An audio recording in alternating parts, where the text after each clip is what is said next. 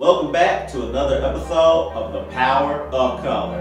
And today, we're going to go back to the past a little bit, specifically to the mid-80s. And we're going to talk about my man, Lucas from Stranger Things. So Lucas and his group of friends are pretty much nerds. They play Dungeons and Dragons. They talk about nerdy things. They're in the AV club at their school, but they're really close. One day in their small town in Indiana, their friend Will goes missing. You see, Will didn't get kidnapped or killed like everybody assumed he did. Will was dragged to another dimension known as the Upside Down by these monsters. The Upside Down is a parallel version of our Earth, but weird and fucked up and creatures running around in it and everything. And Will was stuck there for a pretty long time. Meanwhile, the other three friends, including Lucas, believed that Will was still alive. They never believed that he was dead, even when a fake body of Will was found.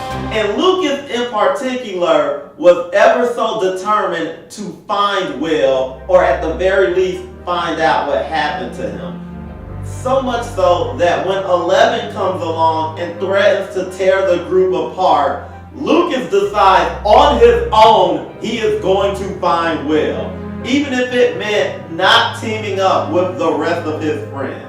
So Lucas, being the only black kid in the crew, was the realest of the bunch. Even when everything went to shit, Lucas was the one that held it together. And even when their friendships were on the line, Lucas was still determined to find Will, even if it meant not being friends with the rest of the crew.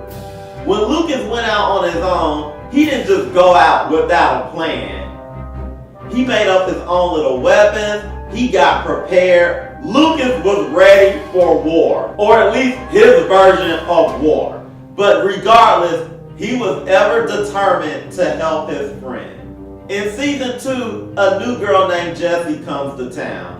And amidst everything that was going on within the town again, with the return of the Upside Down, Lucas had his own side story where he was trying to figure out what was going on with Jessie. You see, Jessie had a brother who was more than a little bit racist.